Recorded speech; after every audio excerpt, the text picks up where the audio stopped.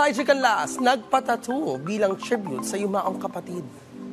First time nagpalagay ng tattoo ang award-winning actor na si Elijah bilang tribute sa namayapa nitong kapatid na si JM Canlas.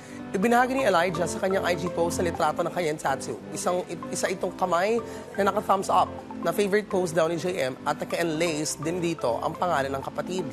Ayon sa kanyang caption, sinasabing post, nagpatato rin ng kanilang mga pinsan at isa pa nilang kapatid na si Jerome.